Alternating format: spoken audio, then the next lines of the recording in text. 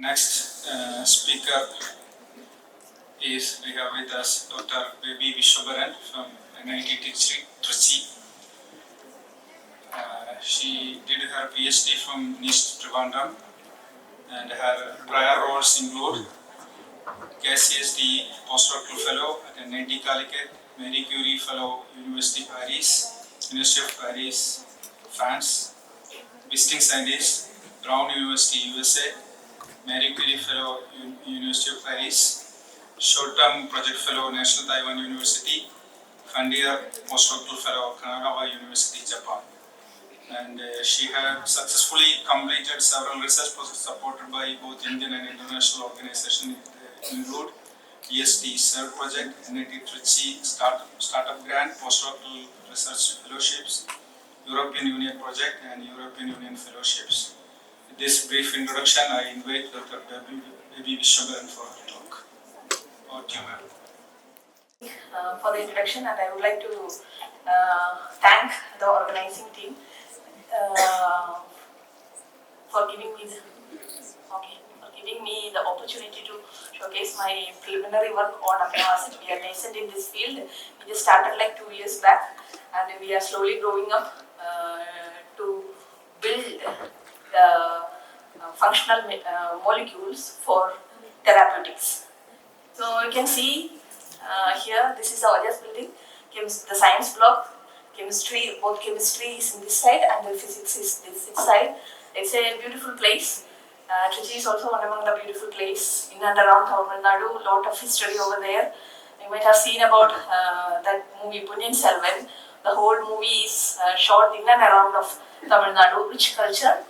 And we are located maybe like 20 kilometers away from Trichy in the national highway to Tanjore. And going back to my chemistry, yesterday we have seen about the molecules, biomolecules that can be used as a therapeutics. Earlier we were using small other molecules for therapeutics, and why we cannot use the other molecules because of this severe side effects that is caused by the small molecules, especially for cancer therapy and all. We are using Taxol as a drug, we will have side effects more. But if you are using these peptide therapeutics or the biomolecular therapeutics, we can avoid such kind of complexity while taking, and those molecules are biocompatible, easily degradable, etc.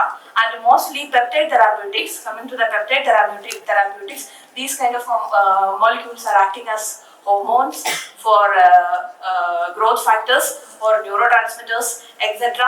You have heard about the serotonin, right? The happiness hormone, and oxytocin, many other things that are having small molecules with the amino acid moiety in it, and some other molecule that is called a dopa that is used for the hypertension. When you visit the doctor, they will prescribe you dopa, that is a small amino acid, very basic amino acid with the dihydroxybenzyl moiety with that, associated with that. Usually these small amino acids target the receptors outside the cells. Receptors outside the cells and control the chemistry or the biology inside the cell. And these amino acids, the development of amino acid therapeutics can be very good for not only for therapeutics but also for the detection mechanism.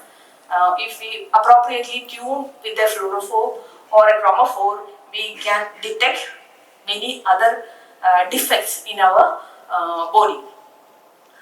So you can see this is a SARS-CoV virus, and it has spike proteins. So amino acid based therapeutics mainly focuses on targeting the spike protein and kills its ability to multiplication or cell proliferation. And we can see, if you see the literature or if you see the market, nearly around 70 molecules, 70 amino acids or peptides, small molecular peptides are there in the market. And the first one started from synthetic insulin. It is a 51 amino acid unit. This is long peptide, and it is synthesized into different sets of peptide bonds with 20 in one side and another 30 in one side. This was very good hit at that time, but this lost interest just because the tedious steps in building up 15 peptide unit one by one. It involves peptide coupling, protection, deprotection, and at least 3 steps in clubbing 2 amino acids together. So later researchers are focusing mainly on the small molecular peptides, that is like tripeptides to heptapeptides, so that the synthesis steps will be very easy and it is really biocompatible and biodegradable inside our mechanism. So when you consider the small molecule, we have all these risk of penetration will be less and lower easy penetration and good specificity, reduced toxicity, and the pharmacokinetics will be really specific. So how we can define a molecule, how we can get a molecule with a smaller peptide. So we have to first look for the Lipinski's 5 rule of thumb 5. What does it say? It says that the molecular weight of the molecule should be below 500. The first criteria, if it is below 500, it will have more properties, and the lipophilicity should be less than 5. That is a partition coefficient between the intracellular and the extracellular, because it has to go through, the peptide has to go through the cell membrane. And the third one is less than 5 hydrogen bond donors. So minimize the hydrogen bond donors. When it goes to 51 amino acid unit, you can think of how many peptide units are there with how many donor atoms. So here, if we can reduce that to below 500, the specificity will be really good, and the hydrogen bond acceptors can be good because it acts as it will club with the receptor protein very well and bind and slow down the proliferation. And the final one, the molar refractivity, it is nothing but it should be between 40 to 130. It is nothing but the electrostatic potential of that small molecule, because in our body it is a good pool of electrostatic environment, and if the electrostatic potential is in this range, the molecular deformation and the specificity, deformation will be low and the specificity will be high. So when you compare the electrostatic potential, if you have a terminal NH2 group, the polarity of the group will be very high and also it will be a good donor. So our aim is to bring down the donor capacity of the amino acid moiety or in a small peptide moiety, or thereby bring down the molar refractivity of the complex. One of the known method for bringing down the molar specificity and the refractive molar refractivity is the introduction of an N-formyl group. If you see that the introduction of an N-formyl group reduces the polar nature of that particular moiety, and you can see almost many in the market, you can see many molecules that are from smaller to many other high peptide compounds. They are having this particular N-formyl moiety. And the introduction of yesterday, Professor Ganesh has beautifully explained what is the need for a peptide modification, because we have to ensure that the molecule should reach inside the cell. And mostly other peptides will be focusing on the sides of the exterior of the cell. So to have a good cell wall permeability, we can introduce sulfur moiety. So nature has its own solution where we have a methionine amino acid, because it's having a long chain alkyl group, especially 2, and then the sulfur group is there, so the cell permeability will be really good. Along with the N-formyl group, introduction of N-formyl group, the cell permeability will be good. The first of that kind is FMLP. MLP stands for methionine, leucine, and phenylalanine. So this peptide peptide is a chemotactic agent. What is a chemotactic agent? So that compound will create a chemical gradient. So when there is an inflammation and this compound will be active and it will create a chemical gradient to attract lipophilic molecules and leukocytes to that site. So the leukocytes are nothing but the defense mechanism, right? So in the defense mechanism, these particular chemotactic agents plays a very good role in bringing the cure or in curing the disease. And this has come not only from this FMET, or the idea came from the basic symbol unit N-formal methionine. N-formal methionine is the moiety, or it is ideally called FMET. It is the first molecule that will start the protein translation. So in the protein biosynthesis, especially in bacteria and the leukocytes molecule, the first molecule that is attaching to the tRNA is the FMET, and slowly, according to the tRNA, the protein biosynthesis will begin. If you know how it is acting inside the cell, we can replicate, or we can look at that matter and see how we can build a molecule to bring about the defense mechanism. So this is another molecule. Yesterday sir has explained that how this DNA molecules clubbing with the proteins will act as a very good therapeutics, especially this MC7. MC7 is a heptapeptide, and that is a very good antibacterial agent against gram-positive and gram-negative bacteria. We are living in this generation of bacterial so this can be used for antibacterial properties, and other molecules are also there. This orlistat is used for treating obesity, and then you can see leucovorin, that is for the treatment of anemia, and the star of this class is formitol. It is simple. The introduction of a simple formyl group reduces the it is used to treat the bronchiolitis, and it is a bronchodilator. So this compound we are using as a puff when you have a pulmonary infection or something. So not only these amino acid smaller peptides can be used as used in therapeutics, it can also be used in detection mechanism. So these particular molecule can be used for detecting the level of growth hormone inside our body.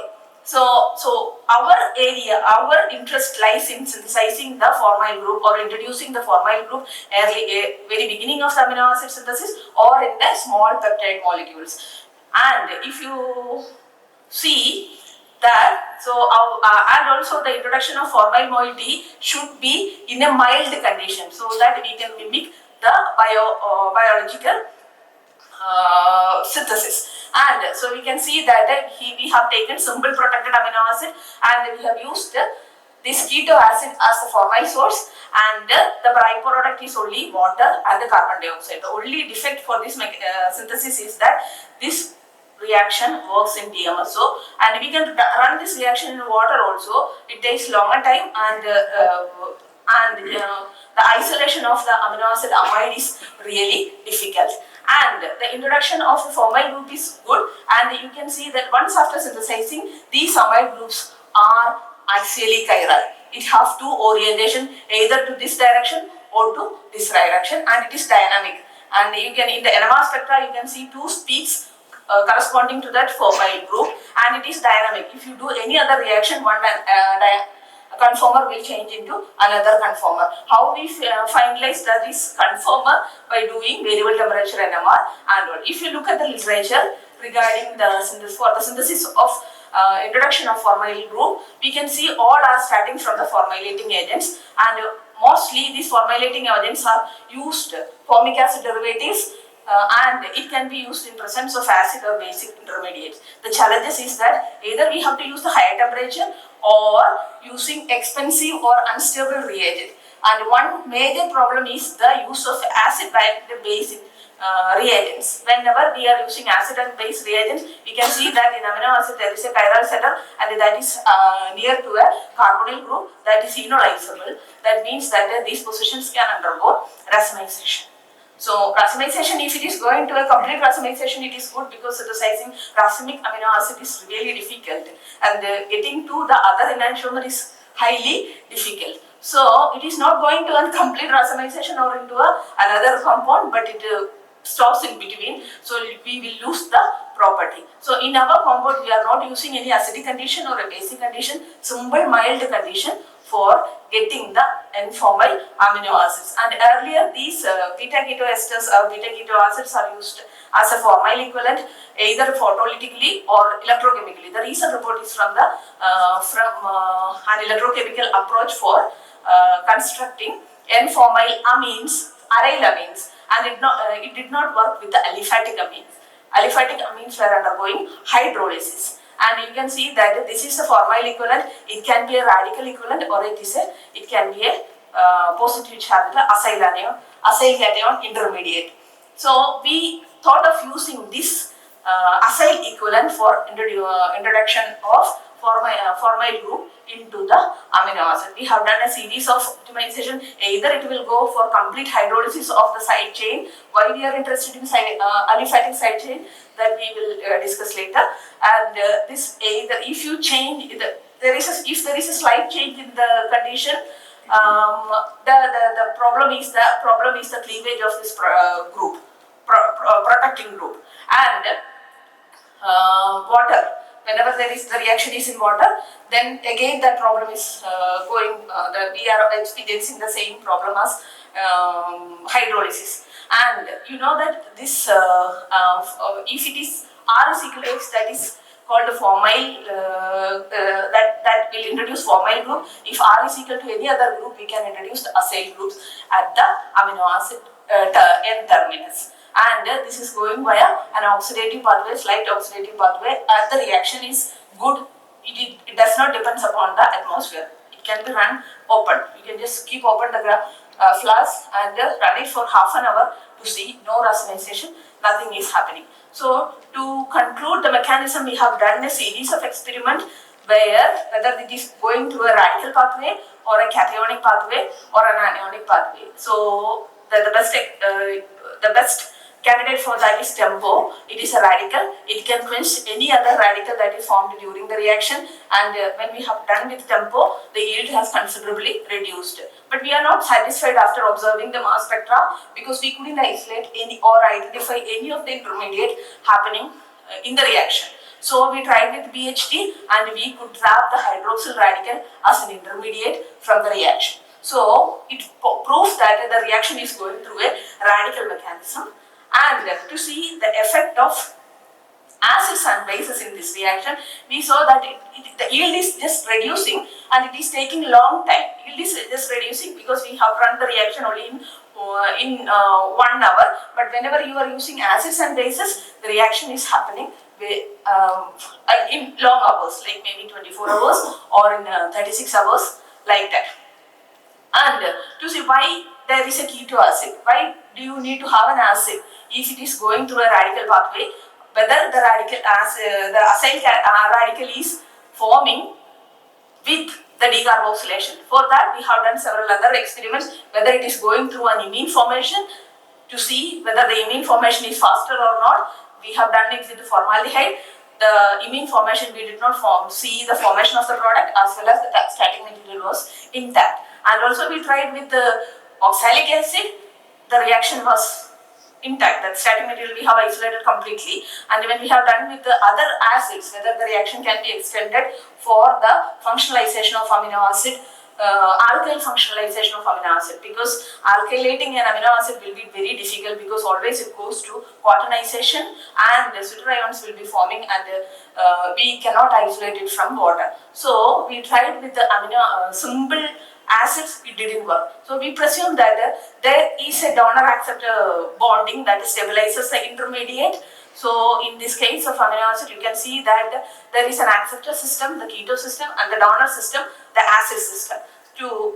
We tried whether the donor-acceptor pair is really required. So we have tried with the amino alcohol, where the amino alcohol is both donor, hydrogen bond donor, and the other is completely acceptor. In that case also we did not get any product. To see the effect of donor acceptor system, we have extended the side chain protection to heteroaryl. So because this heteroaryl moiety will be really good, because we are taking out one hydrogen atom from the amine to reduce the electrostatic potential, and also try to reduce the hydrogen bond donors. But if you are introducing another heteroatom system, we can play on the electrostatic potential of the molecule, and we tried with the pyridyl and thiophenyl and also with pyrrole, and in the case of all these hetero systems, the yield was highly improving. So it is necessary to have a donor and acceptor hydrogen bonding in the system. So based on these control experiments, we have formulated a possible mechanism where the peroxide is cleaving to the hydroxyl radical. You can see that hydroxyl radical cannot be simply formed from a peroxide unless there is heat, unless there is light or a metal catalyst. So in our system there is no heat, there is no light, there is no metal catalyst. So the system is like, this is an amine base and that is an acid.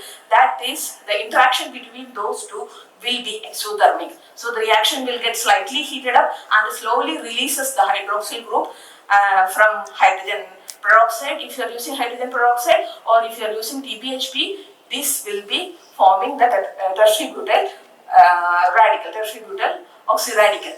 And so slowly the reaction starts with the addition of this amine moiety to the carbonyl group to form this adduct, and the hydrogen peroxide or the peroxide radical, the hydroxyl radical assisted homolytic cleavage, a series of homolytic cleavage will happen to generate the introduction of this formyl group with the generation of only water and the carbon dioxide as the byproduct. And in the basic mechanism also it can happen in presence of base or acid. This can form condensate, and then that condensate, a nucleophilic attack of the peroxide anion to that carbonyl center to create after homolysis it can create the formylating group. Now we wanted to check this, the substrate scope. We wanted to introduce as much as possible side chain alkyl group, aiming for the introduction of a fluorophobe inside the amino acid moiety, so that we can create a tripeptide or a small heptapeptide, so that it can be a fluorophore inside the cell, or it is or in the extracellular process. So we have tried with several substituents on the aromatic ring, as well as, and in all of the cases we got moderate to good yield, and then with the naphthyl, pyrene and androgen compound we have got moderate yield. The reaction was not that complete, and we wanted to extend that to many other amino acids. So the glycine gave better yield, glycine ester gave the better yield. Why we did not try amino acid? Because there is a competing decarboxylation reaction that from the amino acid end.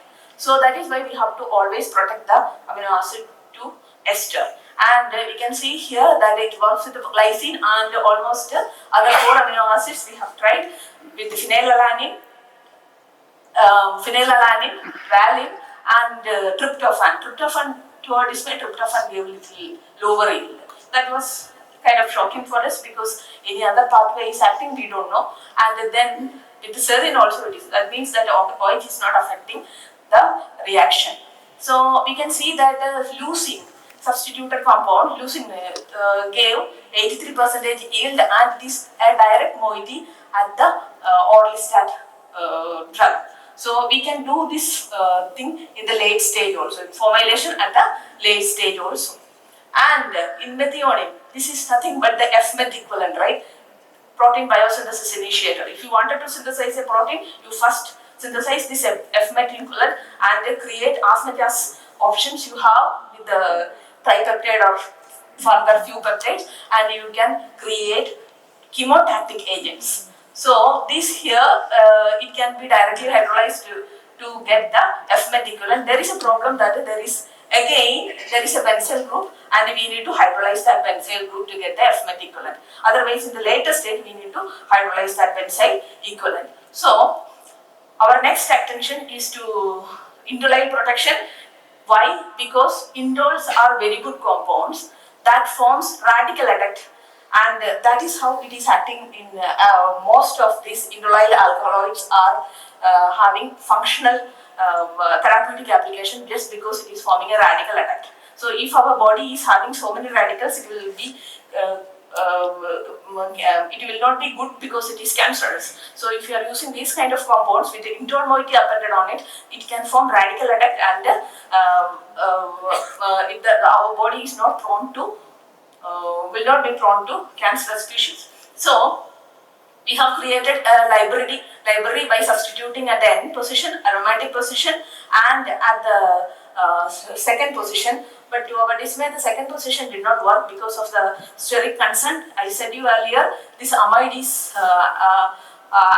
existing as a conformer. Two dynamic conformers, and this dynamic conformer, the position of the conformer is really crucial, and this CH3 is completely blocking. So you have all the possibilities, all the protecting groups, and all the other possibilities 4, 5, 6, 7, 8 substitution can can be introduced to this amino acid. So later I have been shown in this PPT, but this type of compounds we are using it for oxidative cyclization to get ABC type ring system, carbazole type ring system.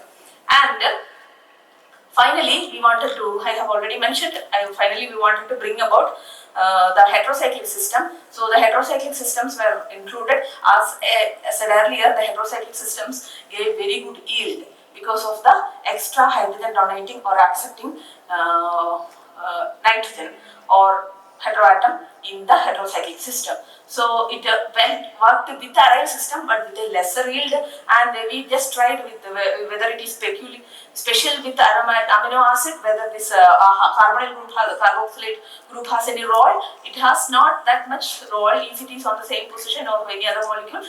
This methodology can be operated, and we tried with our main aim is to run this reaction in peptides, direct peptides for the late stage functionalization. And so we have created some pseudopeptide where there is a peptide bond and then an aryl NH bond, and this reaction was selective to the site substituent. It was not happening to the peptide NH. It was not happening to the peptide NH. We have tried with the several amino acids. We found that the peptide NH is intact.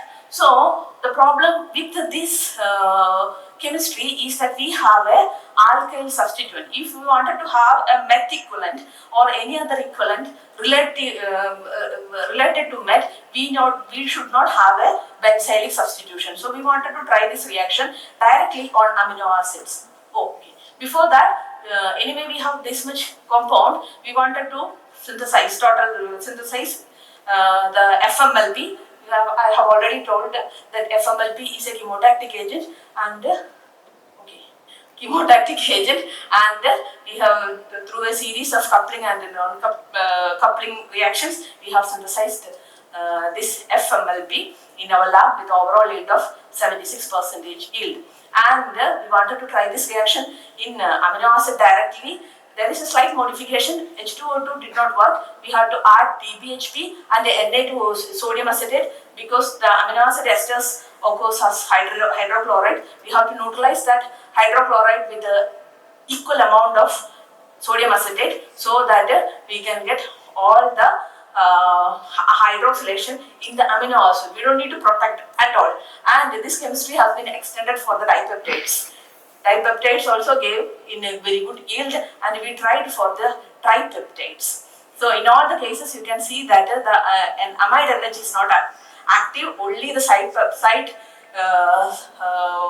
end NH2 is getting formulated. So direct hydrolysis will give the FMLP. And we know the N-formyl amino acids are very good synthons for isocyanate synthesis. Isocyanates are synthetic building block for many other cycloaddition reactions, and all you might have seen that Yugi reaction, Pasadena reaction, etc. So we have synthesized tryptophan from tryptophanol, and here you can note that tryptophan increased yield 71. Earlier it was very less. So directly you can use tryptophan methyl ester and formulate the compound.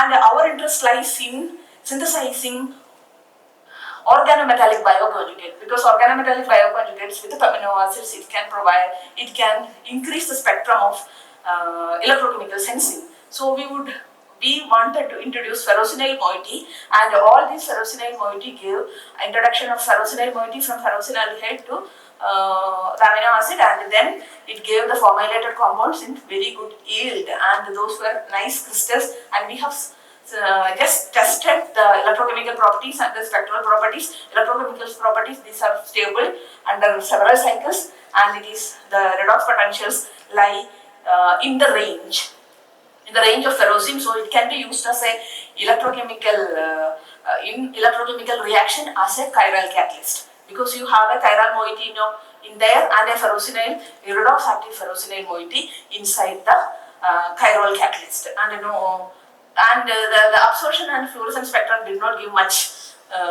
ferrocinyl moiety, so that it can impart more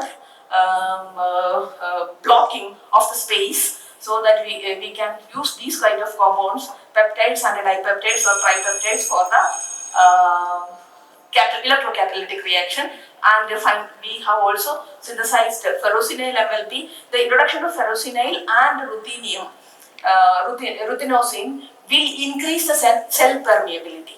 So if FMLP is chemotactic, if you are introducing a organometallic compound inside this FMLP, it can enter into the cell. So with that aim, we are working on the biological properties of this molecule, this synthesized molecule. I will just quickly go through the other projects working in our lab. Initially I said that we have an benzyl moiety or an aliphatic moiety. Why we are interested in this aliphatic moiety? Just because to introduce the imides into the amino acid. Either you should have a methionine moiety in the beginning, so that the cell permeation would be easy, or we need to have an imide moiety. The imide moiety, the speciality is that imides are ester equivalents, and it is more stable compared to imide, and it has more cell permeability. You can see that variety of drugs that are available in the market, and our motto was to synthesize this imide moiety from our library. So this imide moiety initially, and it worked through CBr4 catalysis in purple LED irradiation. Without irradiation, the reaction did not work, and we have concluded that it goes through CBr4 catalysis, and the CBr4 catalysis works with a halogen bond formation, and that halogen bonded compound, this is halogen bond, and that halogen bonded compound is electronically excited, and halogen bonded that forms an EDA compound, and these EDA compounds were characterized by IR spectroscopy, carbon-13 spectroscopy, because it shows that characteristics shift, and also spectrophotometric studies. And this reaction, we have also proved that this works through radical mechanism, and it involves the capture of singlet oxygen without using any other metal catalyst. So CBr4 is, we need very low equivalent of CBr4 to affect this reaction, and it works under aerobic condition. So I will just skip these things, and we have all these EDA formation, and this is with the before radiation and after radiation. All this EDA formation is confirmed, and you can see that all the static materials are colorless, but when you mix it together, it forms the colored compound, and when you irradiate, the color intensity is getting increased, and the new peaks over there indicate the EDA formation. And we have created a library, and we could succeed that in the peptides also. We can see that if you are putting a benzyl moiety, you can functionalize at the side chain amino acid. If you are putting a ferrocinyl moiety, you can functionalize the interior ring. Yesterday, Ganesh said about the introduction of a ring inside the peptide system, so that the pharmacophore properties can be increased. So we have succeeded in introducing introducing that in the ring of the peptide selectively by selecting the substituents. And the mechanism is not that fine. We have some loopholes. And the reaction works in benzene better. 91% yield in acetonitrile. The yield is like 75. So we have to find out the role of benzene. I found that it is kind of a triple decker compound where the middle amino acid is acting as a halogen bond acceptor, while pi electron donor to the benzene ring. And one side the halogen bond donor from CBr4, and another side benzene is transferring the electron to the oxygen to reduce the dioxidant. And this is the fight. Nothing would happen with the main players in our group. And I have shown the work of Binduja. This is the picture from last year Onam celebration. As we are away from Kerala, we have to compromise something. And today is the Onam celebration. I just missed it terribly. So, and he is my first, and he the first project student, first fellow, and he is working on sulfur chemistry, and she is working on sulfur chemistry and mainly on photocatalysis, and she is working on oxidative cyclization chemistry that I haven't discussed. And this is NIT Trichy campus. It's a beautiful campus, biodiverse campus. If you have a chance, please visit. We have many programs like Pragyan, Festember, Midfest. So make it the next year I will trip to that side so that you can visit our campus.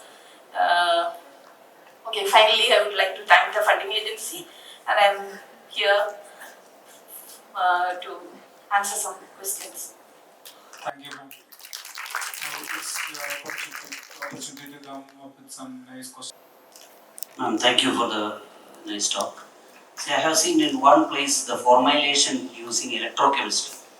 Yes, Method. yes. But I have not seen that method being used in any of your other synthesis. But is it also working electrochemical method? We have tried, because with the ferrocenyl compound, our idea is not only use this beta keto acid for electrochemistry. Our idea is to use our own catalyst system for the chirality. And you explained one mechanism, but what happens when you use electrochemical method? In electrochemical method, there are electrochemical method. In this case, we have tried 1, 2 or tried, and it works with the base condition. And in the basic condition, decarboxylation is happening, and it goes through anionic mechanism. My name is Sadia. I'm a second year BSc Physics student.